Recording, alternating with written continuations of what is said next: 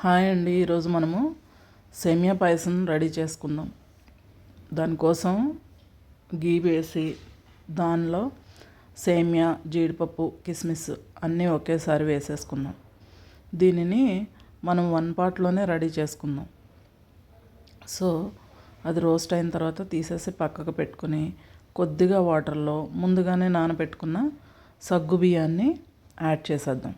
సగ్గుబియ్యం ఇలా ముందుగా నానబెట్టుకోవడం వల్ల చక్కగా తొందరగా ఈజీగా ఉడికిపోతాయి అన్నమాట. అలాగే మూత పెట్టేస్తే కుక్ అయిపోతాయి. ఈ రోస్టెడ్ సేమియాని పక్కకు పెట్టేసుకుని సగ్గుబియ్యం ఉడికిన వెంటనే ఈ సేమియా కూడా హాఫ్ ఉడికిన వెంటనే సేమియాను కూడా యాడ్ చేసుకోవాలి. అలాగే కొంచెం ఆ వాటర్లో ఉడకనిచ్చి తర్వాత మనం సరిపడా పాలు పోసుకుని చక్కగా కలుపుతూ కుక్ చేసుకోవాలి. లిడ్ క్లోజ్ చేసి కూడా కుక్ చేసుకోవచ్చు. ఈజీగా ఉడికిపోతుంది సేమియా.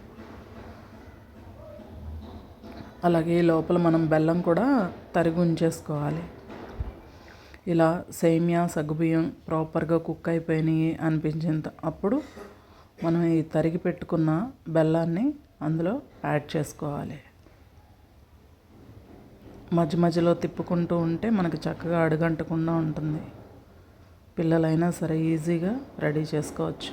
దీన్ని ఒక 4 యాలకులు దంచి దానిలో యాడ్ చేసుకుని తరిగి పెట్టుకున్న బెల్లాన్ని కూడా సరిపడా యాడ్ చేసుకుంటున్నాను. బెల్లం వేసినప్పుడు స్టవ్ అయితే లో ఫ్లేమ్లో ఉంచుకోవాలి.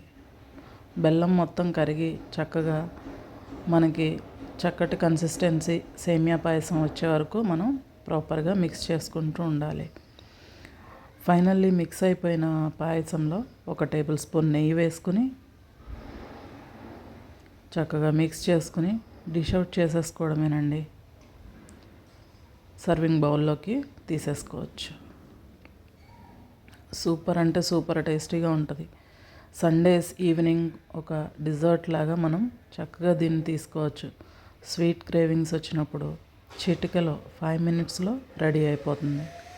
చాలా టేస్టీగా ఉండే ఈ సేమియా పాయసాన్ని మీరు కూడా హ్యాపీగా ఎంజాయ్ చేసుకుని చూస్తున్నారు కదా.